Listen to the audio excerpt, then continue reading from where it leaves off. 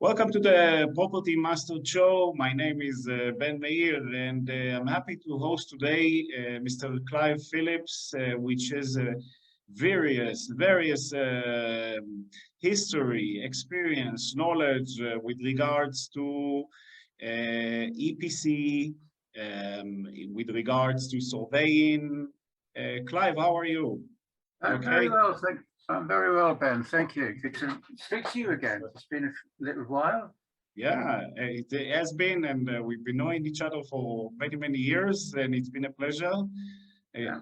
You're a great guy. I enjoyed working with you. So, Clive, maybe you can explain to us what is your experience, what is your knowledge within the EPC, the surveying business, or basically any knowledge that you have. Okay. Without blowing my own trumpet, I'll give you a very brief history of my my career, if you like. Okay. I'm 73 years old in a couple of months.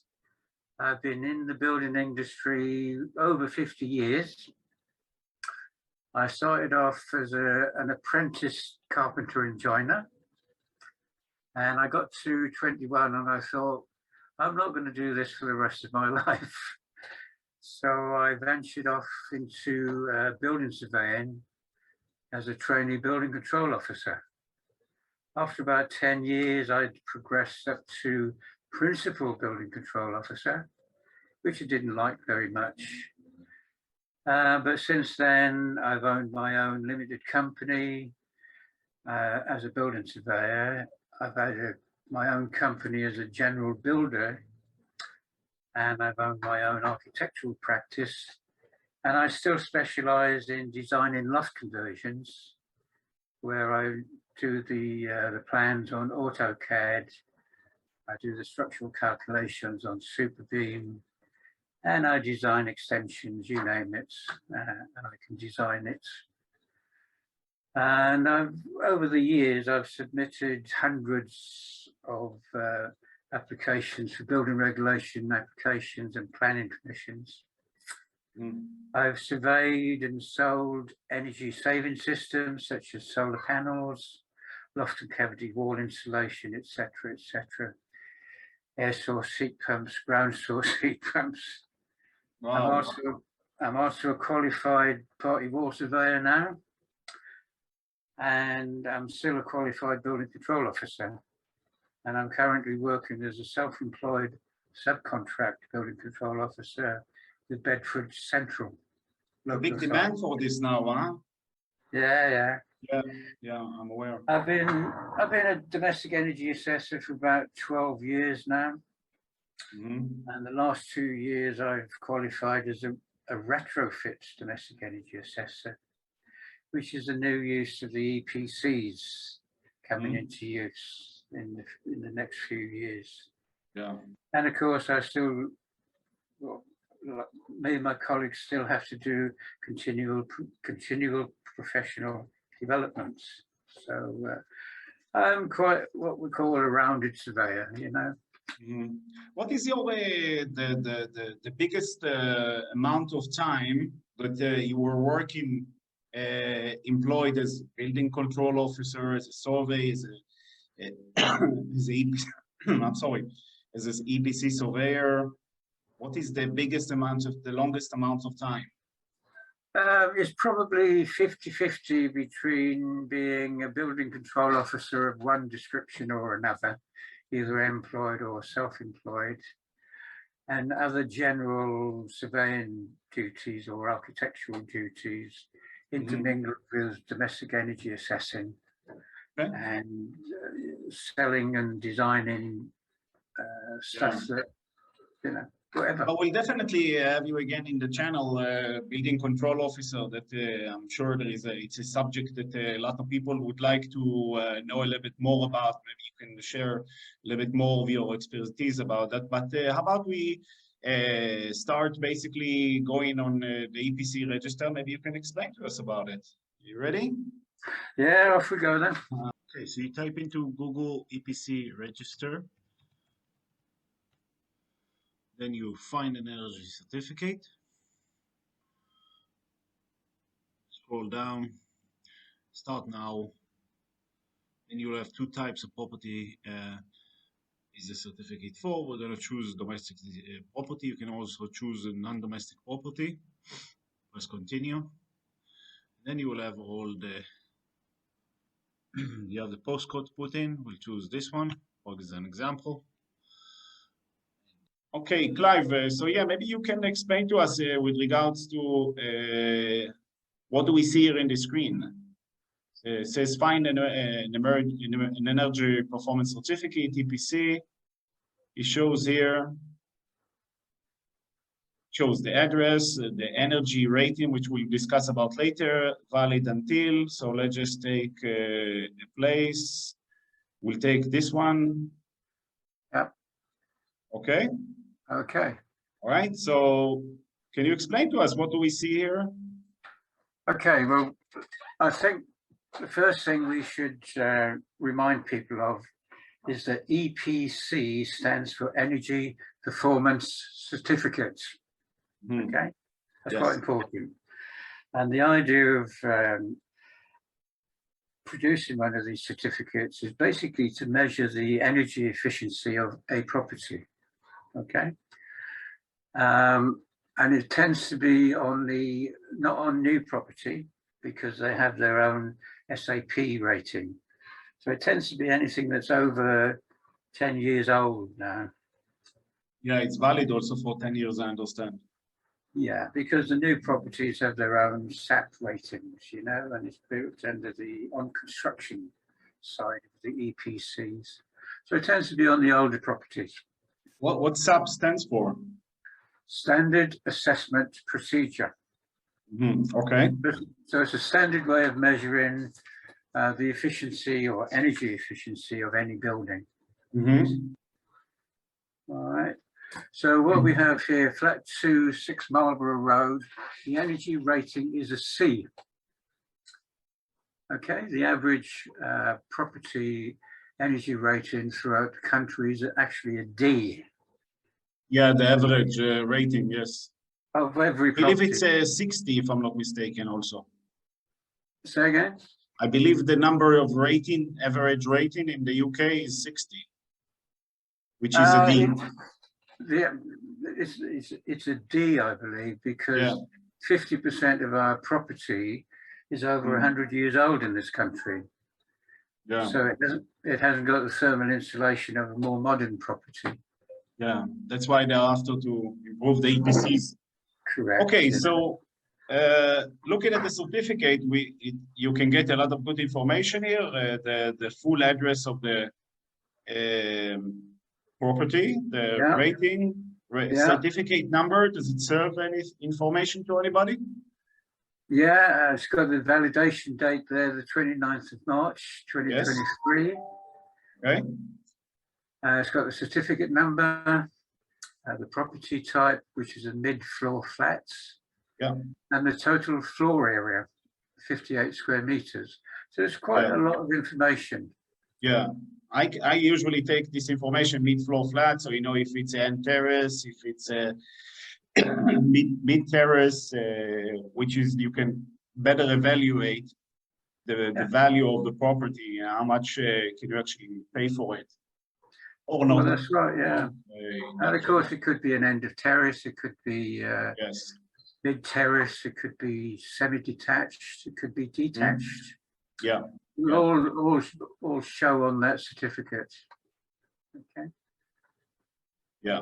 Okay. Rules on letting this property. Properties can be rented if they have an energy rating from A to E. So basically, if a property is rated G or F, I've purchased one like this before. You have to basically reduce the risk and how much money do you put on in order to do the renovation. Yeah. But yeah, you cannot rent it if it's under the E, which we'll discuss later about. Yeah. Yeah. Well, at the moment it's E, but the government, bless them, are hoping to reduce or increase it to a C. Yes, correct. Yes. Yeah. Yeah. Is there a number that they're basically after of the rating, like what we see here with the D is here, which Yeah, is 60, so I think. Yeah, here, you're average over there. energy rating is D, and average energy score is 60. So which is classified in the rating in D rating, basically. So this basically is the rating for this flat is 77, and then it's C. Yeah, potentially it's 80, but it's Potentially. it's at the lower end of a band C. So I would say it's recently had a new boiler, possibly, maybe a cavity wall insulation, maybe double glazing. Okay, just for the people who is not aware, what is a cavity wall insulation? Well, a cavity wall is basically two skins of either brick and block, or two skins of block. Mm-hmm. And the gap in between the two leaves or skins is called a cavity. Mm-hmm. Back in the day, up until last year or so, it was a 50mm cavity. More recently, in the last couple of years, it would be a 100mm cavity. Last month, they've changed it again to 150 cavity. In order to increase the energy rating of the property. Mm-hmm. So from my knowledge, correct me if I'm wrong, I know there is, it's just like basically cavity is like a brick wall, let's so to speak, and you have a single cavity or you have a double cavity, is it called, or? No, you have two skins of brickwork or blockwork, and the space in between is called a cavity. So the gap in between is called a cavity because you have single brick, and then you have a double brick, right? And then the cavity is in the middle, which is where they put the insulation in order to reduce the heat escaping from the house. Correct, yes. All right, so you have a single cavity, and then the other one, I just slipped my mind. If it's two bricks. Let's just say it's a cavity wall of an inner leaf of blockwork and an outer leaf of brickwork. The cavity in between is normally 50mm or 100mm, and that it can be full of cavity wall insulation, or it could be void, could be nothing in there. Could be void, yes, that's correct. Could be void. Most of the time it's not. Most of the time they fill it up with the insulation. Yeah, I mean, over the last 10 years, there's been various government schemes where people can get free or virtually free cavity wall insulation, loft insulation, double glazing, new boilers, and air source heat pumps, that kind of thing. Is it the Green Deal, basically, Clive? Green Deal? Well, yeah, one of the Green Deals out there, yeah. Okay. Okay. All right, so should we continue with regards to the rating? Maybe you can explain with regards to that a bit more. Yeah, well, you're on a C at the moment, and the current rating is a 77C. And the potential, maximum potential, is only 80. So I would say that everything near enough has been done to that property that can be done. What's left to be done, there's no loft, so it's not loft insulation. I would say it's either well, I can scroll down if you need. Well, I'm just explaining just by looking at the figures. It's possibly changing a double glazed window or double glazed windows into a slightly better double glazed windows, you know. And is it worth it to change windows? No, it's not. Yeah. I mean, I just pulled this one by coincidence, but it's a great rating basically for the people who are not aware. See, it's quite good. Yeah, see, it's very good. Yeah. But I'd scroll down and see what the recommendation is to change it from a C77 to a C80. Okay. Is there anything that you can mention with regards to F and G? Well, basically, G is G is the worst you can get. It's probably a very old stone cottage with no heating whatsoever. Okay. No loft insulation, single glazed windows, and just no insulation anywhere. That's probably a G. I've done a few of them over the years. And as you creep up the scale, an F, it might have insulation in the lofts. It might have, I don't know, solid fuel heating, you know, like a coal fire or something like that. It might have a little bit of insulation in the lofts. And as you creep up to an E is the normal average for a property in at the moment. So you might have some double glazing, you might have a gas-fired boiler, you might have loft insulation, there might possibly be partial cavity wall insulation. But normally they're solid 9-inch brickwork walls, possibly double glazed windows, possibly a 10-year-old boiler, you know, just depends. Yeah. When we calculate these things, we just punch the information into the software and it works it out for us. You know, it's very, very complicated. You have a software in order to do the certificate that does have algorithms that calculates basically all the ratings, I understand. Yeah, the software does it. I mean, it's very, very complicated.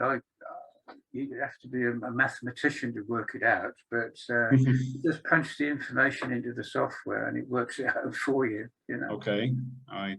How difficult is it to transform a property from G or an F into a C, let's say?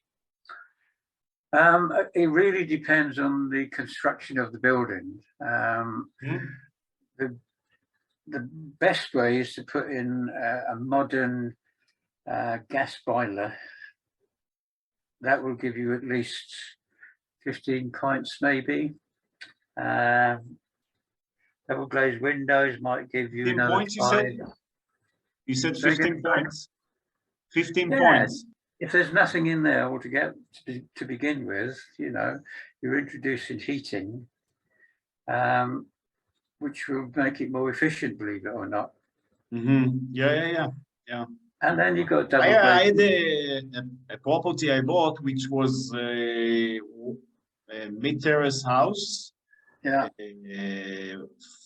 Ground floor, first floor, and the bottom part was electric, and the upper part was a gas, and it was a nightmare to transform all of it into where to do the second floor into electricity, and then we understood basically that the rating is not going to go up by much, and it barely touched the E, and then we had to transform it to what it was back again.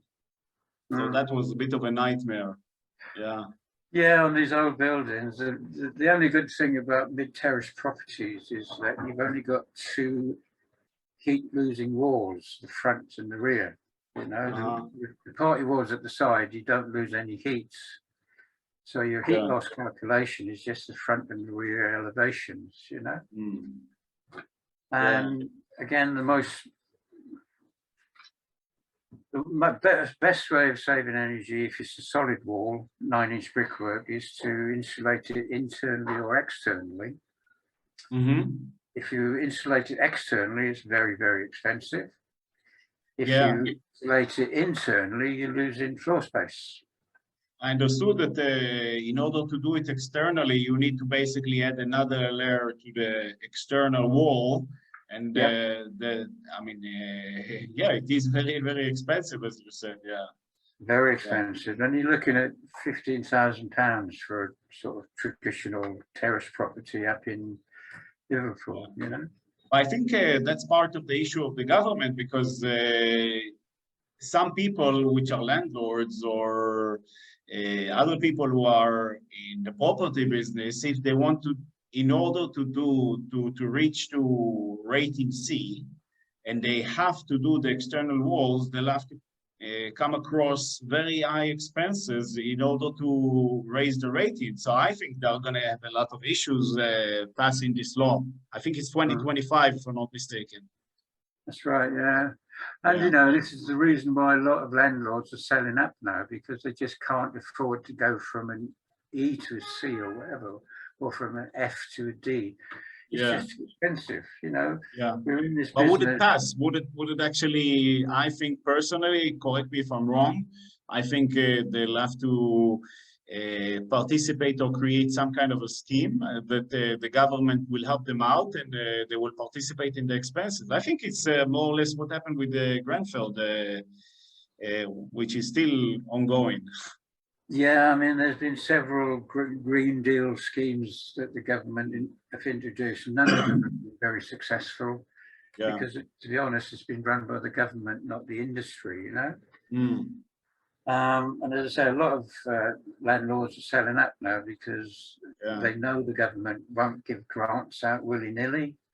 And it's too, you know, £15,000 for external wall insulation, £6,000 or £7,000 for a new gas boiler, several £100s for loft insulation, several £1,000s for double glazed windows, and you'll never get your money back. So as an investment or as an investor, you just sell it, you know. You never get your money back unless there's a grant, you know. Back in the day, 10, 12 years ago, when they started introducing loft insulation, cavity wall insulation, and it was free, people would get the grants, you know. Whole house insulated for nothing, or £29. It varied, £59, £99, £129, free again, until they met the figures that the EU demanded that Great Britain met, you know. And once they'd met the figures, they stopped the grants. Simple. All right, I think our meeting is going to end up well, kind of limited on time. So should we continue with regards to that? Can we explain a bit more with regards to what we see in the EPC? Sure, yeah, no problem. All right, so the graph shows this property current and energy, potential energy efficiency, which we just said, from A to G. A is most efficient, G is least efficient.